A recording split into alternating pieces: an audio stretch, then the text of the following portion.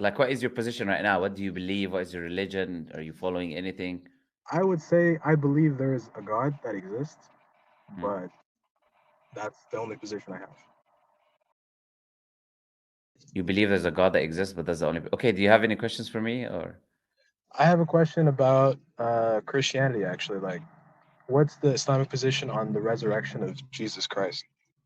we don't believe he died, so he cannot resurrect unless you die, isn't it? And we don't believe Jesus died. I So understand that you don't believe that he died, but what what do you say to the evidence that they have that his followers believe that he died, or their letters from them back and forth saying they saw him resurrected, etc.? sorry, who are you talking about? Other than the Bible, who are you talking about?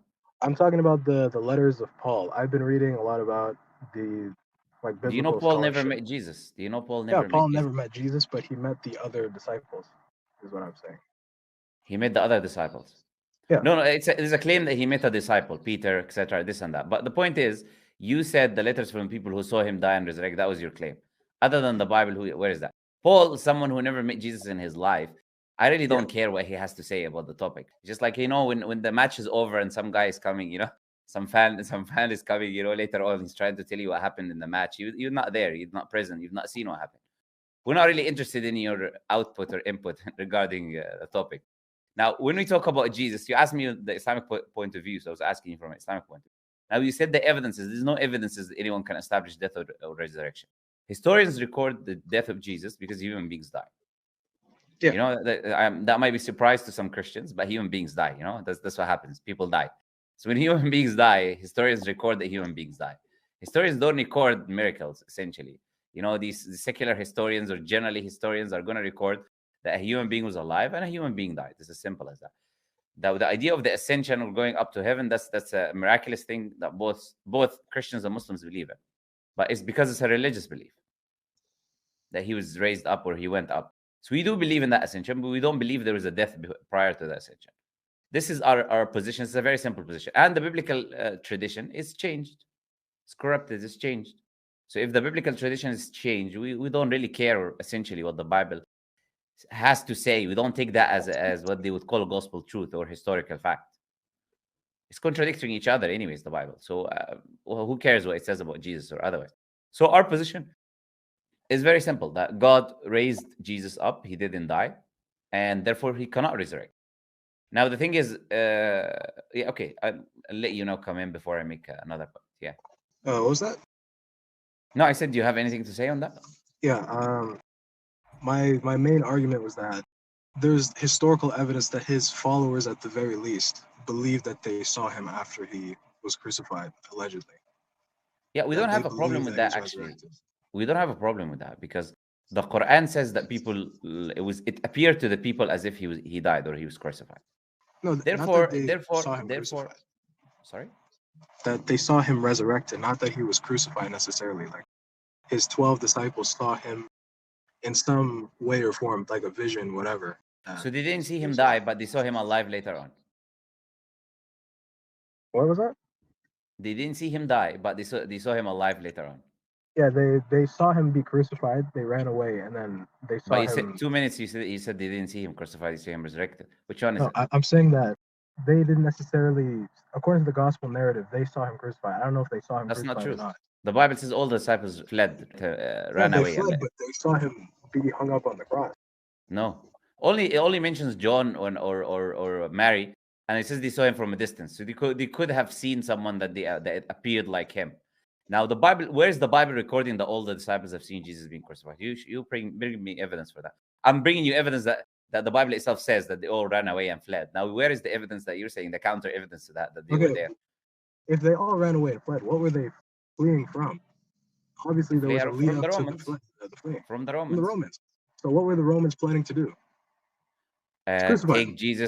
Take Jesus, arrest Jesus, whatever it is. Yeah, let's say we're none of us disagree on this position. Let's say they took him, but then God raised him up when they captured him.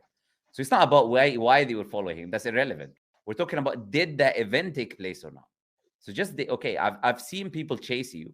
Does that mean that I've seen people kill you? That's not the same thing.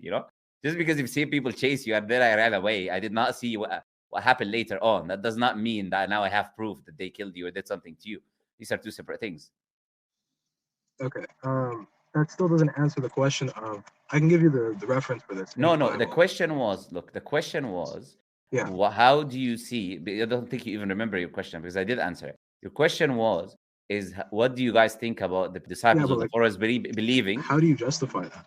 Believing, yeah, and I was answering you, and I was saying to you that the Quran says that the people at the time, they perceived or believed as if he was crucified. So when his disciples believe, if this was true, and I don't accept that, as I told you already, the biblical accounts are not historically accurate, but if we were even to accept this, we don't have any issues with that from an Islamic point of view, because the people believed it. And now I mentioned this time before, and I'll mention it again, which is a very important point. Whether people believed he died or didn't do, that does not affect their salvation.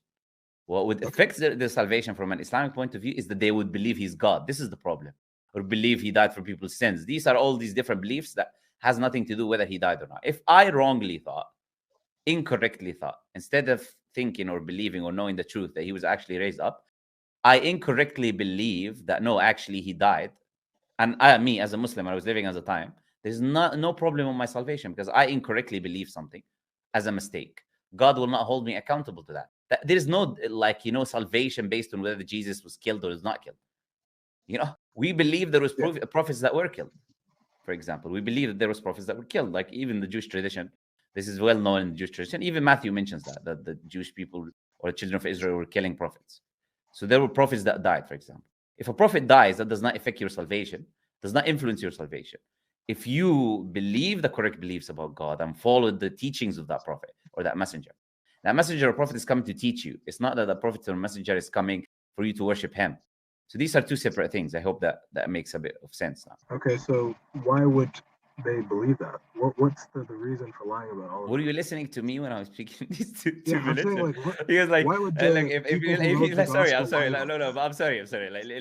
I don't know if you pay attention to us, because I will ask you. Paying attention, I promise. No. I'm sorry, but this is it's the second time I answered this. So I would ask you nicely. Can you repeat to me why I answered you when you said why the people believed it? What did I say?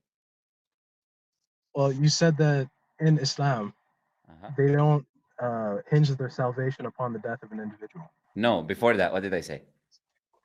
Well, you said in the beginning of this entire question that this is not a historical source, like the Bible accounts. No, that's what you heard. Accurate.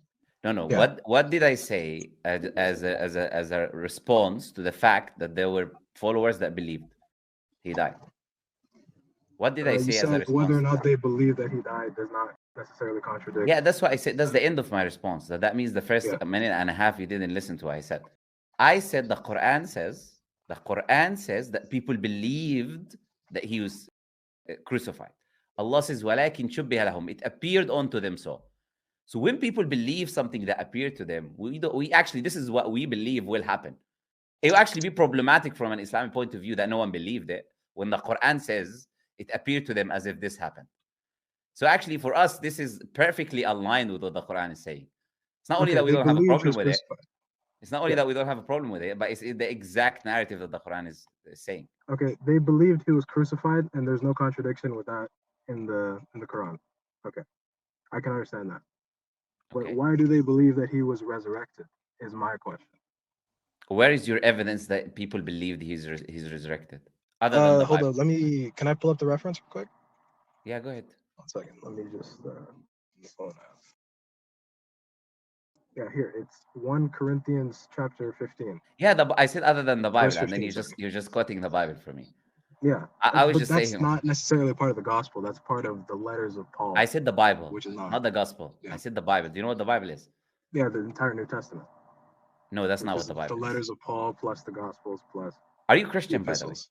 I'm not Christian. I just read a lot of things about religion. Sure. So that's not what the Bible is, by the way.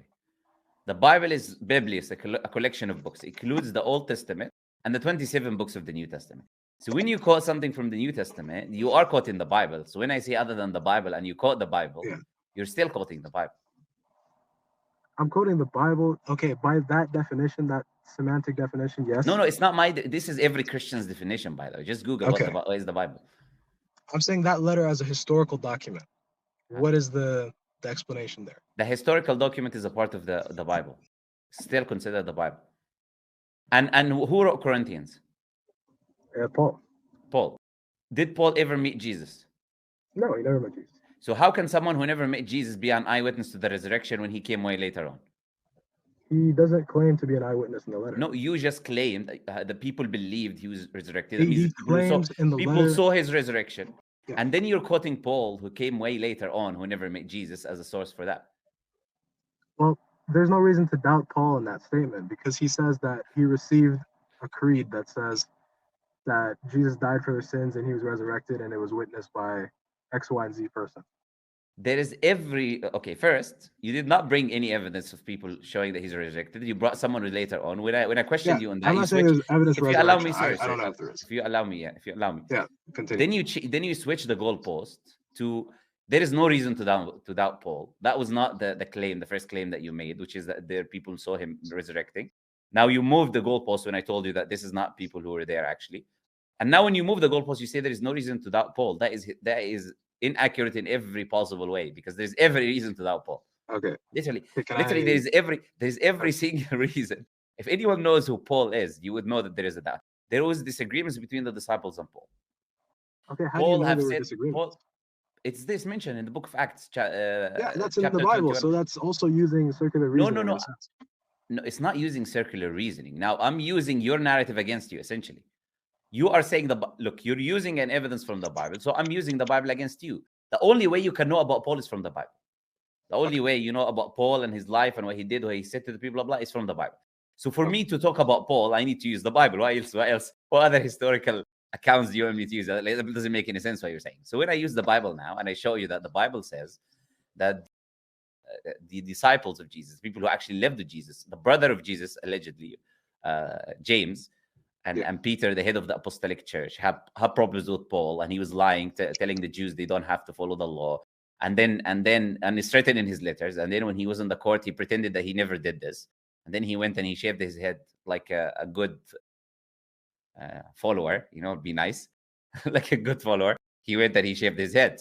So this man who's lying, who essentially effectively says in multiple places in his writings that for a Jew I become a Jew, and for an atheist, for this person. Okay, if you read that, then on what basis are you saying there is no reason to doubt Paul? There is every reason. In this context, there is no reason for him to lie about something that he received from somebody else. Like, what would he need to lie about that? Paul was told something and he believed it. That's it. Hearsay is not evidence for nothing. He was not there. He did not see it with his own eyes. Who? So look, let me get this straight. Your evidence is there's one guy called Paul who came later on, who was not at the event, that believes something, therefore it's true. This is your argument. What a strong argument. But also, what yes, I can see how you can understand it like that. But this is the argument, literally. That's not the argument. That's not the argument. It's part of the argument. So tell me which part about what I said is not your argument. Go ahead. You said that my argument was Paul, who wasn't there, received something, or said he received something and believed it, and that means that's evidence? I'll repeat again what I said.